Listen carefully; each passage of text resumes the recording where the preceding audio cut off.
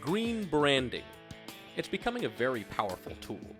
Consumers look for companies that care about things other than their own profit margin, and an ethic of conservation ranks among these consumers' top drivers. Sure, there's the overall health of Mother Earth, and there's that 20% or more of your energy costs that you can save. But there is also real branding power in being green. Now, many business people might not think about their address as one of their primary branding tools, but when it comes to proving up your greenness, it's all about location, location, location. When you think about green communities and green neighborhoods, I'm pretty sure scenes like this aren't the first thing that jumped into your mind. But as more and more people are moving into cities, urban centers like this one are becoming really ground zero for green, sustainable real estate. Over here in this old refurbished warehouse is a company called Metro One. They are leaders in sustainable real estate. Their president's name is Tony Cho, and we're going to have a conversation with him right now. Tony, what is sustainable real estate and why is it important? In terms of how we got involved with sustainable real estate practices, is we noticed that there's most inner cities are very blighted, they're neglected, but there's a real opportunity there because of the location of real estate. Real estate is all about location, and you have some of the choicest real estate that's been in some of the worst neighborhoods. So it's really about taking those opportunities and creating sustainable environments, doing the sustainable urban planning so that in the future it makes sense. This is a real easy sell for people who care about going green, who have sort of the environment as a central theme of their business. But this has to make business sense too, doesn't it? The truth is that your ROI is substantially higher, because from the branding perspective, from doing the right thing, from attracting better tenants, for having more productivity within your employees, because green buildings have proven to be more productive and more healthy. How does that work? Air quality, natural light, an environment that people are happier in, so that naturally they're more productive.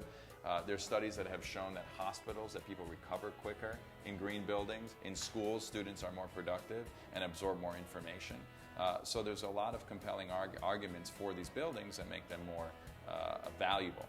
And when you're talking about bottom line, because at the end of the day, business people want to know, how is this going to affect my bottom line? And if I'm making an additional investment, what's my ROI? And the truth is that since the government is mandating most buildings to be LEED certified and will be the standard of the future, if you don't get with the trend, your asset value is going to depreciate. That's a great point.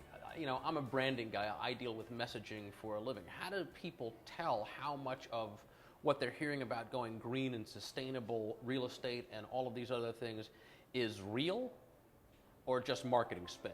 Well, it's a new industry, so there is a lot of gray area, and you have to know who you're doing business with in any business that you're involved in.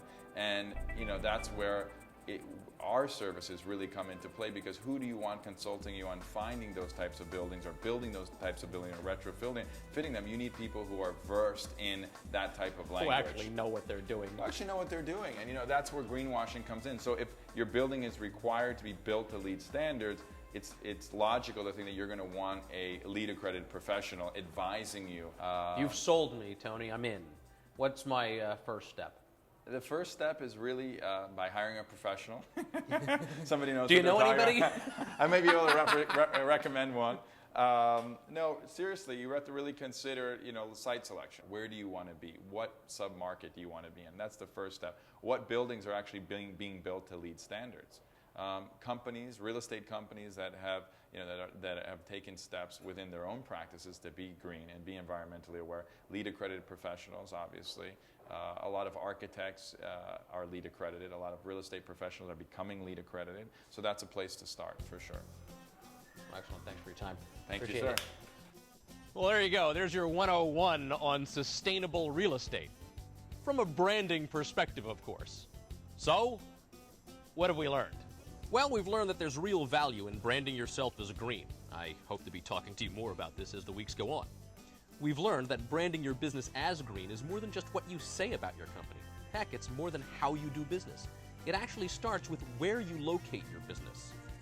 And we've learned that this whole green marketing business is pretty new.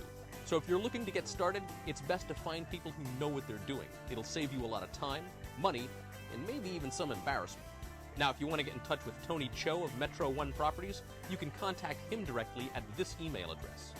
If you want to comment on this segment, well, my name is Tom Masloom, and you could reach me at my email address. That's tm@vmnetwork.com. Thanks for watching. See you next time.